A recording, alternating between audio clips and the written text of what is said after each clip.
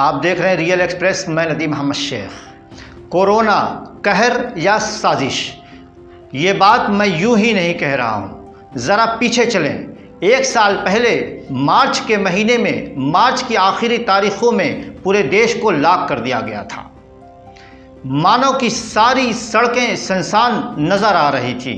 ऐसा लग रहा था कि जैसे देश में एक भी मनुष्य नहीं है। लेकिन उसके चंद दिनों बाद जब राम मंदिर का शिलान्यास किया गया तो वहाँ पर भीड़ उमड़ी और लोगों ने जश्न मनाया।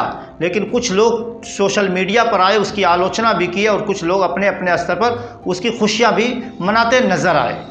उसके बाद बिहार में चुनाव था। बिहार में चुनाव के दौरान आपने देखा होगा जिस तरह से पब्लिक, जिस तरह से भीड़ उमड़ रही थी, जन सैलाब उमड़ रहा था। ना कोई गाइडलाइन थी, ना कोई पुलिस थी, ना कोई फाइन थी, किसी तरह से कोई रोक टोक नहीं थी।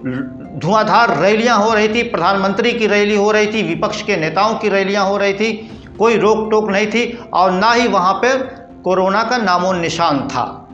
1 साल धीरे धीरे बीता और अब फिर 5 राज्यों में चुनाव हो रहे हैं।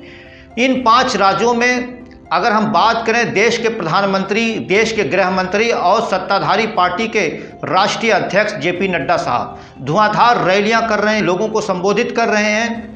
लाखों की भीड़ उमड़ रही है। ना कोई कोरोना की गाइडलाइन है, ना कोई नियम है, ना कोई कानून है। यहाँ तक कि देश के प्रधानमंत्री को भी आप रैलियों के दौरान बिना मास्क के देख सकते हैं, गृह मंत्री को भी बिना मास्क के देख सकते हैं।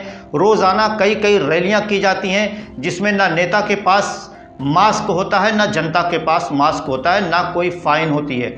लेकिन अगर हम बात करें देश की राजधानी दिल्ली में, जहां पर इस वक्त कोई चुनाव नहीं है, आम लोगों पर अगर आप बिना मास्क के बाहर निकलेंगे तो आपको 2000 रुपये का फाइन देना पड़ेगा। अब सवाल ये है कि जहां चुनाव है वहां कोरोना नहीं है और आम पब्लिक भी नहीं, देश की सत्ता की शिखर पर बैठे लोग अगर वहाँ रैलियाँ कर रहे हैं, बिना मास्क की रैलियाँ कर रहे हैं, तो ये तो सवाल, मन में शंका पैदा ज़रूर होगी कि आखिर ये सच में कोरोना कहर है या फिर साजिश है।